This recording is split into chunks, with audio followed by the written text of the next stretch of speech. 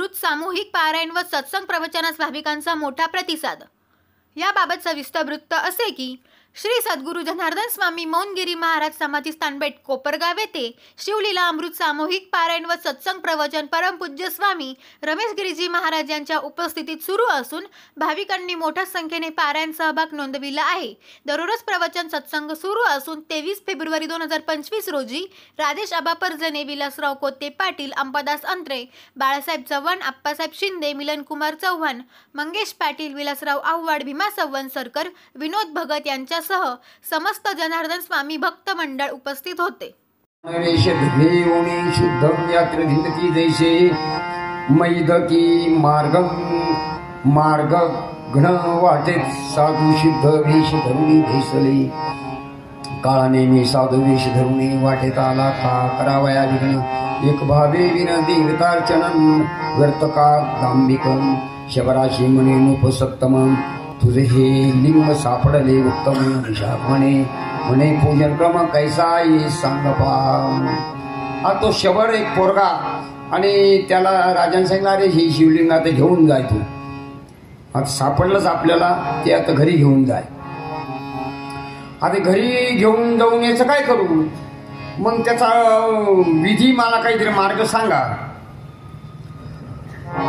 आता त्या राजालाही काही माहिती नव्हतं, त्याने विनोदानास गमतीनं त्याला काहीतरी पूजा सांगितली। विनोदे बोले नुपोर, पूजेचे आहेत बहुत प्रकार, परी चित्ता भस्म पवित्र नित्य नूतन आणावे। आता त्या राजाने मोगम सांगितलं, याला पूजेचे अनेक प्रकार आहे, पण याच्यामध्ये या पूजेमध्ये विशेष महत्वाचं म्हणजे, आणि या शिवलिंगाला चित्ता भस्म हे महत्वाचं आहे, आणि ते रोज आणायचं, तेच त्याचाच नैवेद्य दाखवायचा आणि तेच शिवलिंगाला लावायचं। चिताभस्म माहिती ना तुम्हाला, सगळ्याला माहिती आहे की नाही, माहिती ना? चिताभस्म घेणं, नैवेद्य करू नये समर्पण, हे मुख्य वर्मजानन शिव लक्षण निष्ठेचे सगळ्यात मुख्य चित्ताभस्म महादेवाला, असं त्या शबराला त्या राजाने सांगितलं, सहज गमतीने सांगितलं। नोपवचन मानून यथार्थ शबरलिंग घराणीत, शबरी ससांगे वृत्तांत हर्ष भरीत ती झाली। शबर व एक बिलाचा मुलगा होता, आणि त्याने ते घरी शिवलिंग आणलं आणि बायकोला सांगितलं, आणि तिलाही आनंद झाला। बरं झालंय तुम्हाला हे शिवलिंग सापडलं, आपण याची पूजा करू। सुमूर्त शिवलिंग स्थापन, दोघी पूजिते एक निष्ठे करून, चिताभस्म नित्य नूतन आणि ती मिळवून सांक्षेपे। आणि आता तो आपला काम धंदा करायचा, आणि रोज चिताभस्मा कुळजित असेल जिथं मशानमध्ये माणसं जाळले तिकडे काही भस्म घेऊन पूजाला तो घेऊन यायचा। एकांती होता सुंदरी नैवेद्य आणि झळकरी होता जोडला करी, शिवस्तवणी सादर ऐसे नित्य करिता पूजन लुटले कित्येक दिवस, दिन त्यांची निष्ठा पावया पूर्ण केले नवल पंचानने। आता देव परीक्षा पाहतो, नाहीतर सगळ्याच्या परीक्षा आता सगळे शाळेत गेलेलेच आहे, सगळ्यांना पहिलीचा पेपर दिलेलाच आहे, सगळ्यांना दुसरीचा पेपर दिलेलाच आहे, कोण ग्रॅज्युएट, कोण काय, सगळ्यांनी पेपर हे द्यावाच लागतात। तसंच देवाच्याही दरबारात पेपर द्यावाच लागतो। त्या पेपराला परीक्षा म्हणताना आपल्याकडे परीक्षा म्हणतात, आता 10वीच चालू आहे ना। मग महादेवाला असं वाटलं, या शबराने, या भिलाच्या मुलाने शिवलिंग आणलं, याला पूजा करायची, त्या राजाने सांगितलं, आणि हा रोज चिताभस्म आणतोय, नैवेद्य दाखवतो, चला आपण मी आता सध्या चालू आहे 10वीची परीक्षा, तर मग याची आपण परीक्षा घेऊ असं महादेवाच्या मनात वाटलं। ऐसे एकदा घडवणी आले, चित्ताभस्म कोठे न मिळे। एक दिवस असा आला की त्याला चित्ताभस्मच पुढे मिळाला। शबरे बहुत शोधले, अपार क्रमिले भूमंडळ, त्यांनी 10-20 गावं सकाळपासून गेला, संध्याकाळपर्यंत त्याला भस्मच पुढे मिळाला। आता ती महादेवाची लीला, आता परीक्षा घ्यायची, परतोनी सदनाशी येतन शबरीश सांगे वृत्तांत तीही झाली चिंता क्रांत म्हणे पूजन केली होय. तुम्ही सकाळपासून गेले, संध्याकाळ भस्म मिळाला नाही. आता महादेवाची पूजा कशी करायची, कशानं करायची, चिंता पडली. 124 ओळी. केले शिवपूजन उत्तम परी न मिळता चित्ता बसनो तो शबर भक्तराज परम नैवेद्य शिवाशी अर्पिना. शिव दीक्षा परम कठीण, शिव दीक्षा कठीण आहे. निष्ठा पाहे उमा रमण, उमा पार्वती, रमण महादेव, 2 शब्द जोडून आले. उमा रमण. शबरी म्हणे प्रिया लागुने मी आपले भस्म करीते आता. ती बायको म्हणे आता मीच जळून घेते आणि माझ्या जळालेल्या शरीराचा भस्म महादेवाला नैवेद्य दाखवा आणि त्याची पूजन करा. किती होईल? 125 झाली वाटत. शिवदक्ष वाचा घ्या डबल. 125 ओळी. शिव दीक्षा परम कठीण निष्ठा पाहे उमा रमण शबरी म्हणे प्रिया लागून मी आपले भस्म करीते आता.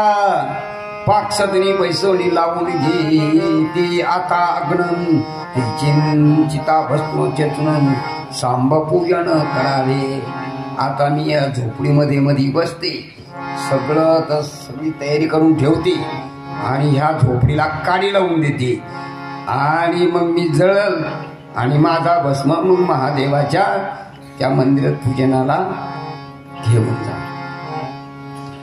मग सुचिरभूत भोवणी शबरी शिवध्यान स्मरण करी अग्ने लावणी झडकरी भस्म करी कलेवर. शबर घेऊन ते भस्म चर्ची सदा शिवाची सप्रेम परी नैवेद्यान वया उत्तम दुसरे कोणी नशी.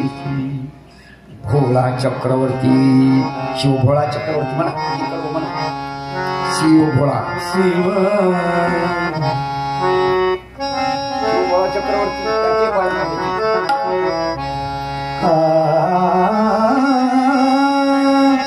शिव भोळा चक्रवर्ती, शिव भोळा चक्रवर्ती, शिव भोळा चक्रवर्ती, शिव भोळा चक्रवर्ती. त्याचे पाय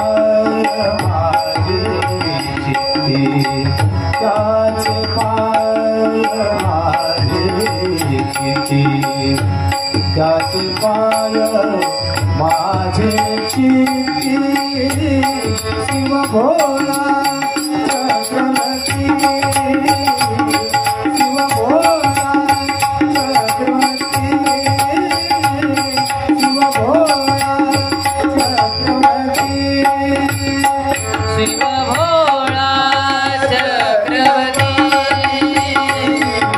भोला चक्रवर्ती, शिव भोला चक्रवर्ती.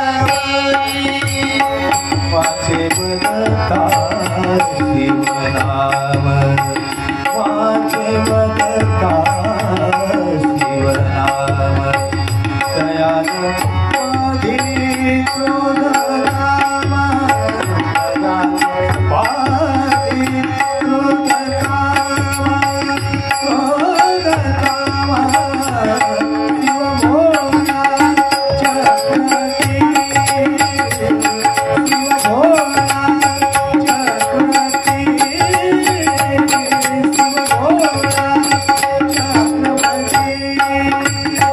शिव भोला चक्रवर्ती, शिव भोला चक्रवर्ती,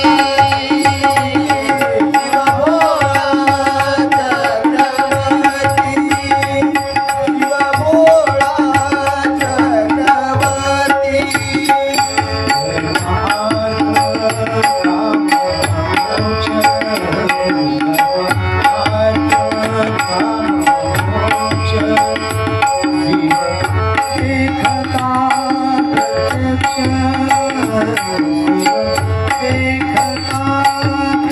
चक्रवर्ती, शिव भोला चक्रवर्ती.